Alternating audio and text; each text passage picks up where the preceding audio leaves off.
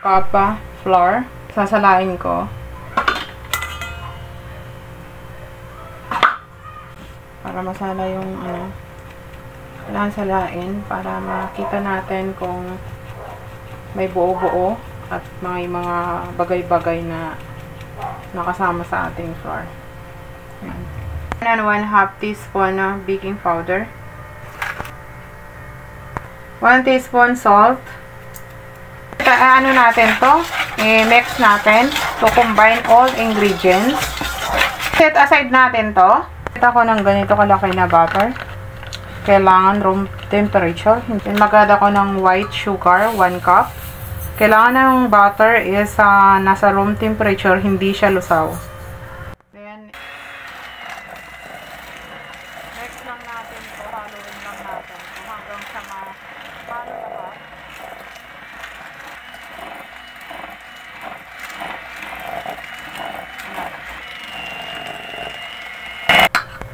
Natin ilalagay yung egg. 3 egg ang gagamitin ko, pero isa-isa natin lalagay.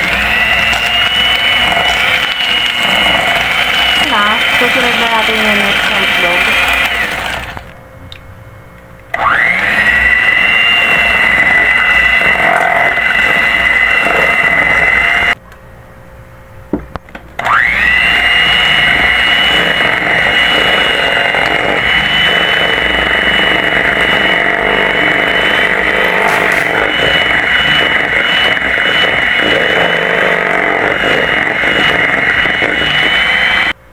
Tablespoon vanilla, 3/4 evap milk. Ayan, wala kasi akong 3/4 na takalan, kaya gumamit ako ng ganito. 3/4 yan. Mix lang natin siya hanggang sa mahalo lahat ng ingredients.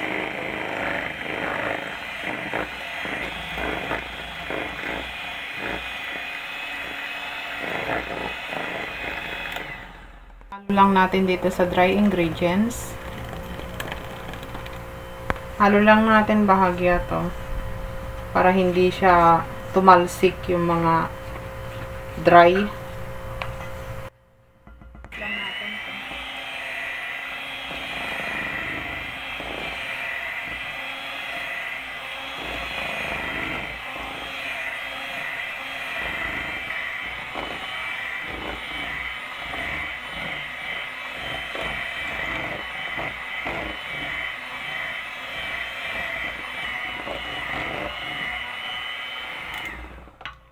Natin lang to dito sa gilid-gilid.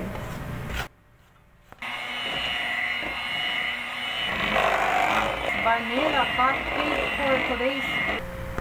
So gagamit tayo ng pang-hulmahan ng ice cream para plansyado natin yung paglagay.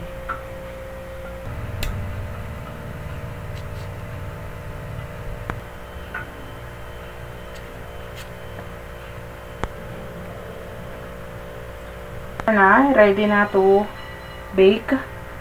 Heated oven ng 10 minutes and 180 yung init niya. Then lulutuin siya sa loob ng 20 minutes.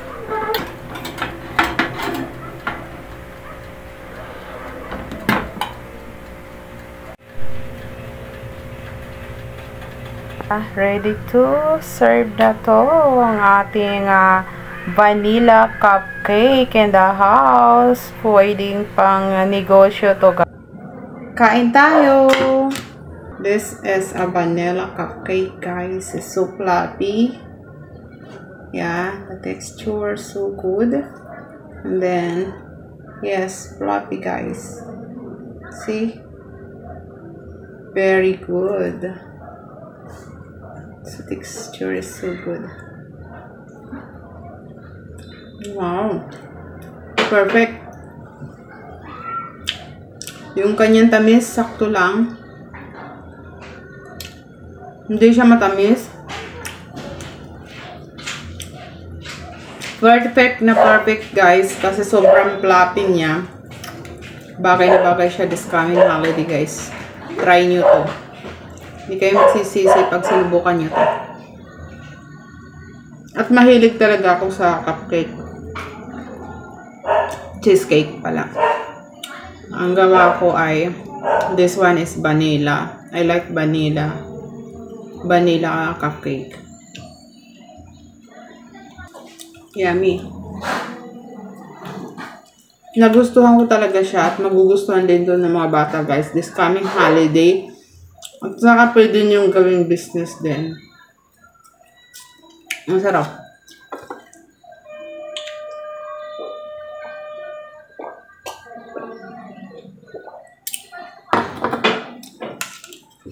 Thank you guys for watching. Please subscribe to my YouTube channel and follow my Facebook page. If you buy something, please click the yellow basket in my TikTok shop. Thank you.